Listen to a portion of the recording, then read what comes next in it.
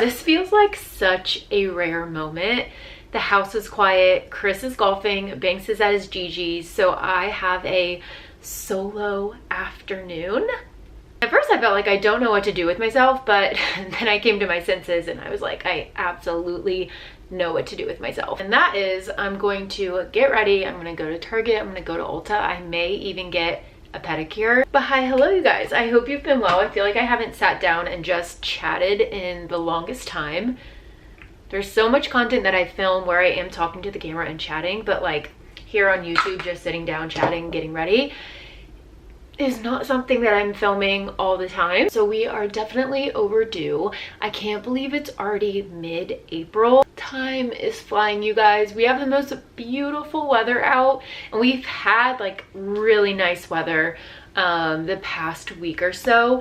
It's supposed to get up to 94 today, so it's really hot. Luckily, there's no humidity. There is not a cloud in the sky. It is so beautiful. It's nice and sunny.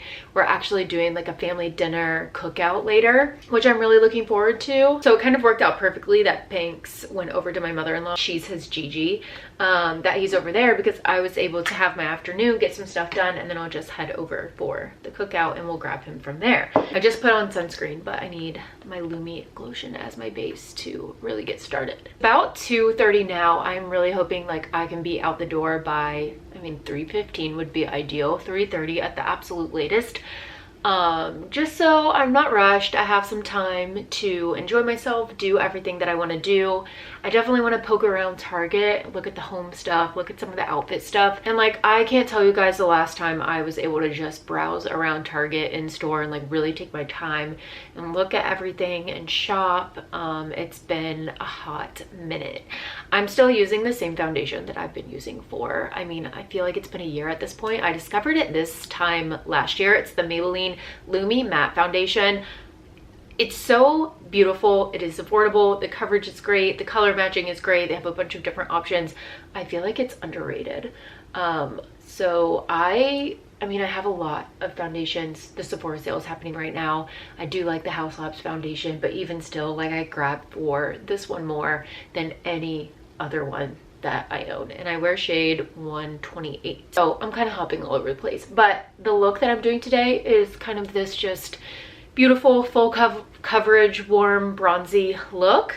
I did it the other day, not anything crazy for like my base makeup. It's pretty much what I typically do. I just went a little bronzy on the eyes and I was obsessed. It looked so nice. There's honestly so many Maybelline favorites that I have been loving. I really need to sit down and just do like a full face of drugstore makeup because there's so many products that I've been loving. And that, I mean, the price you can't beat, the performance, the quality, literally everything. Like, I've just been shocked. So I know the irony, like I mentioned, is that the Sephora sale is happening, but I'm gonna go to Ulta, mainly because Ulta and Target by me, or well, one, they're by me, and two, they're like right next to each other, so it's really easy to hop to both.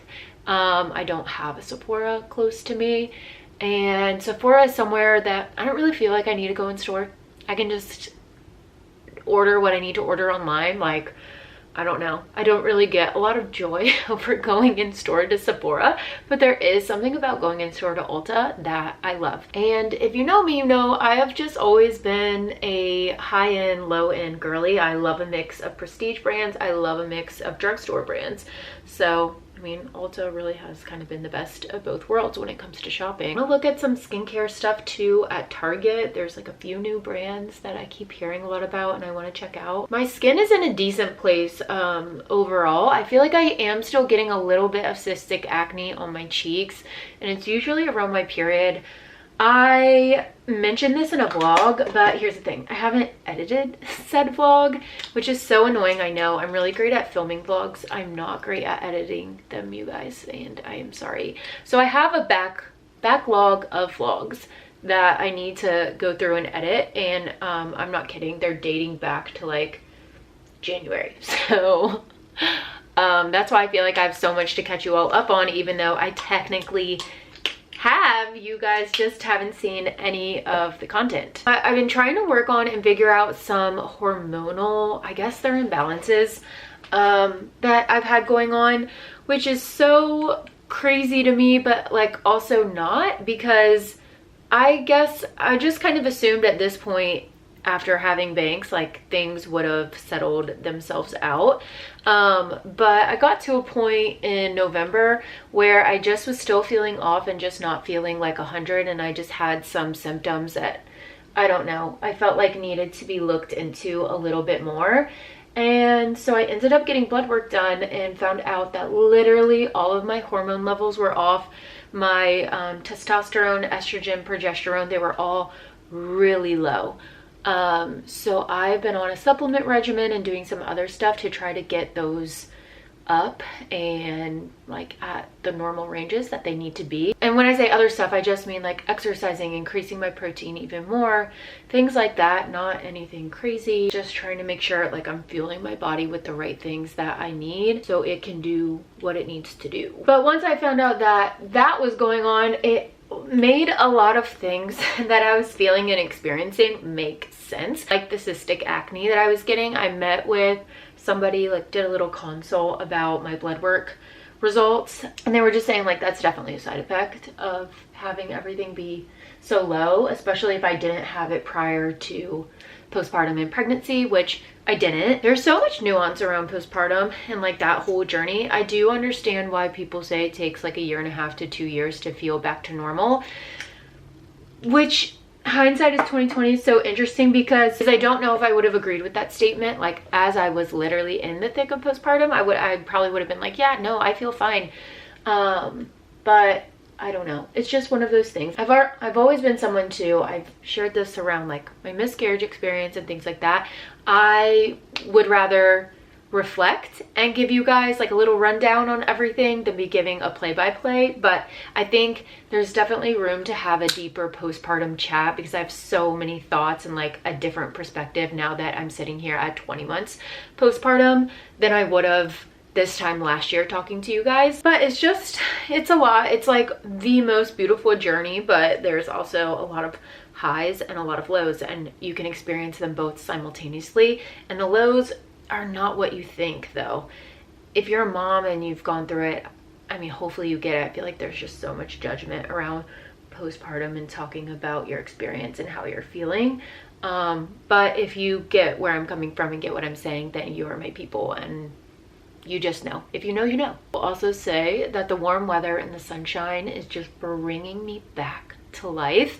We've done 2 trips so far this year, which were both really, really nice. We went to Miami in February, and then we went to 30A in March, and 30A was a dream. It was everything that I wanted. I did vlog it, so I should have that coming soon, but it was the first time that I've traveled somewhere and have truly been like, I could never leave. Like I could stay here. I could see myself here.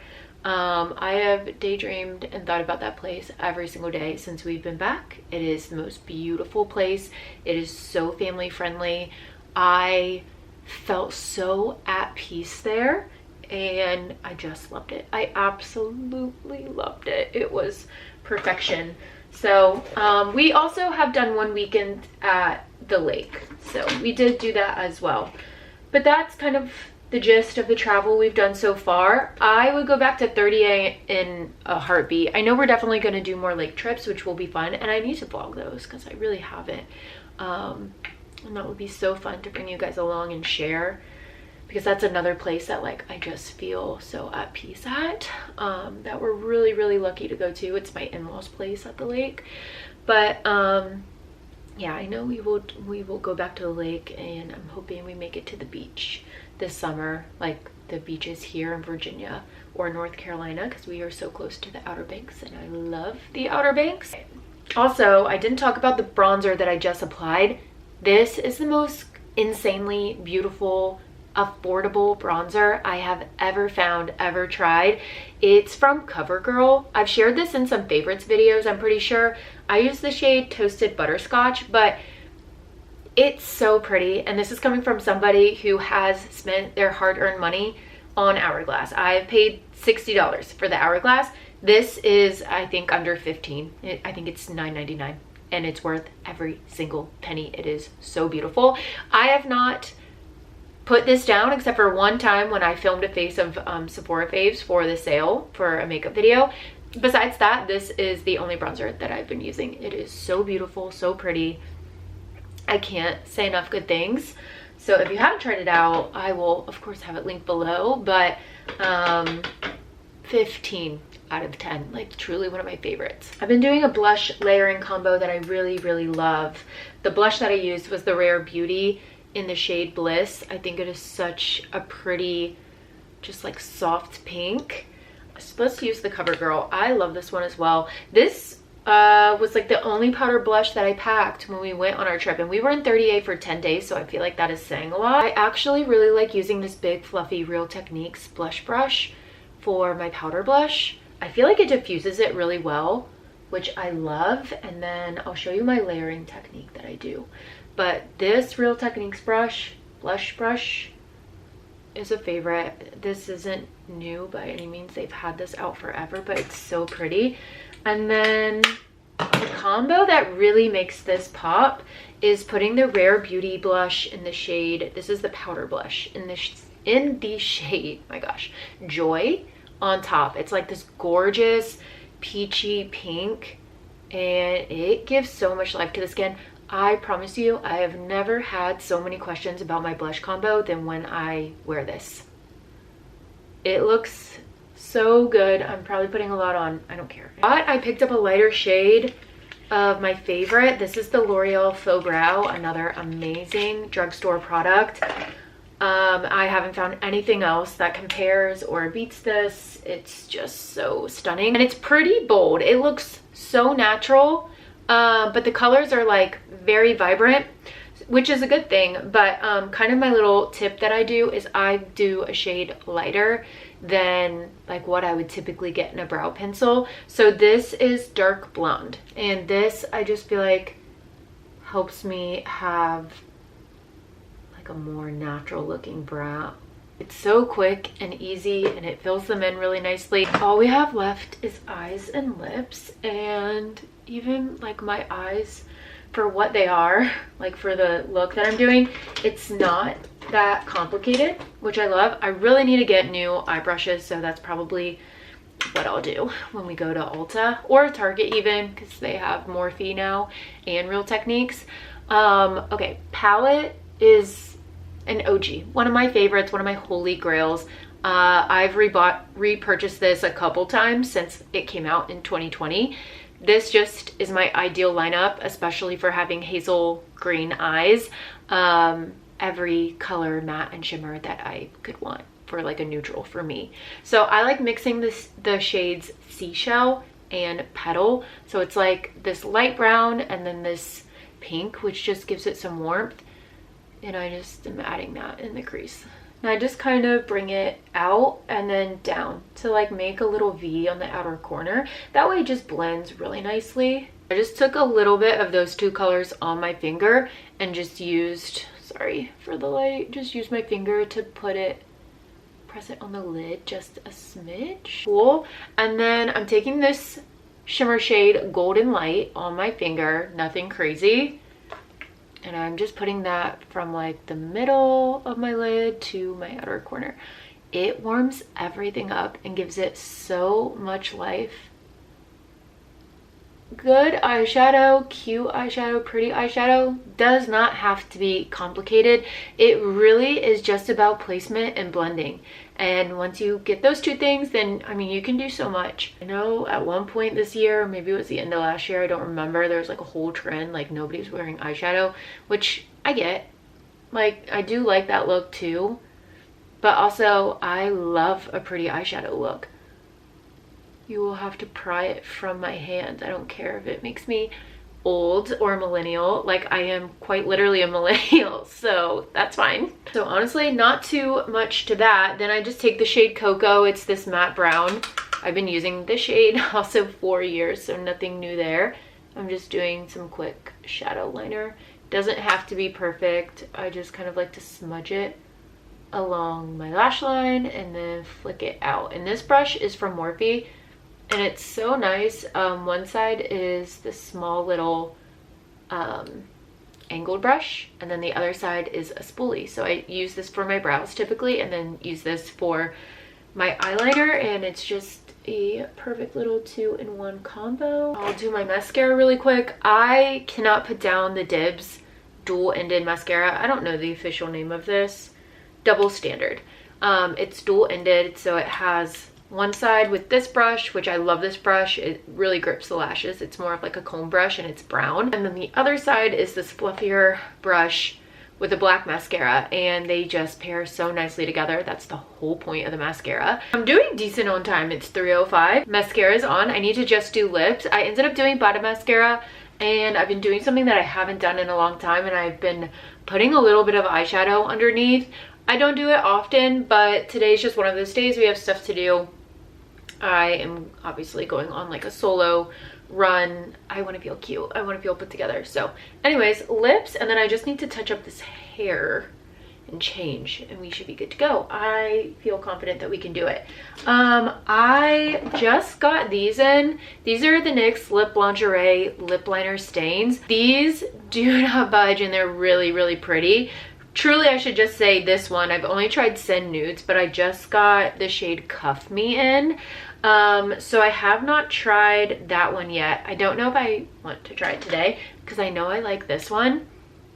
So I'm just gonna go ahead and use Send Nudes, which I was really impressed with how these apply. They're so precise, and I'm somebody who, I'm not always perfect with my lip liner, so a product like this kind of intimidated me because I'm like, okay, well, if I mess up and then it's stuck on my face, like, no thanks. Here's kind of like my philosophy and like how I use this. So I just line my lips as normal. I don't really do a ton of overlining with this product for the simple fact that like once it's on, it's on. But I will just go in and like do a normal amount of lining and like let that obviously do its thing and like sit in place. Then what I'll do is take another lip liner, which you don't have to do this. You could just use this Lip Lingerie lip stain and be fine. I kind of go through with like a normal lip liner on top and just smudge it over and do more of like my overlining up top. Quick little lipstick. And then I actually just also got in, where is it though? I gotta find it. Oh my god, I forgot I had chocolates in my purse. They're melted. I just got in this Clinique lip and cheek oil. I haven't tried it on my cheeks yet, but I put it on my lips yesterday and I thought it was so nice. I like the color, I like the formula, how it felt, so I'm gonna use this today.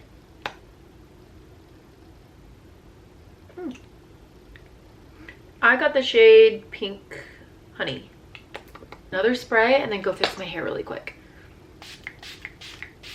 Okay, not bad. It's 3:32. I got changed really quick, did my hair. I just used a wand today, 1 1/4 inch barrel.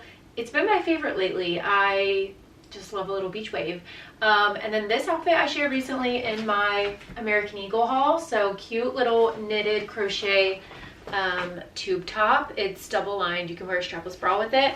And then these super comfy cargo pants. And I just have on a flip-flop. So I thought this would be perfect in case I do actually go and get a pedicure. And the last little thing that I need to do is just a spritz of perfume. I normally never go over 2 sprays. With this, it's Beach Walk from Replica, and it's so good. It's one of my favorites. I mean, you could wear this all year round, but definitely a nice like spring, summer vacation scent. So here's the final look. I love it. I'm so happy with how it came out. I've been doing this combo quite frequently, especially on filming days, just because it's so pretty. I love that it's full coverage. It doesn't feel too heavy, for me at least. I love that it's bronzy, it's glowy, it just checks off all the boxes, and it's such a good mix of high and low end makeup products. Hopefully you guys love it as much as I do. I will have every single thing that I used down below. I'm off for my little solo outing. I love you guys so much. Thank you for tuning back in and hanging out with me, and I'll see you next time. Bye.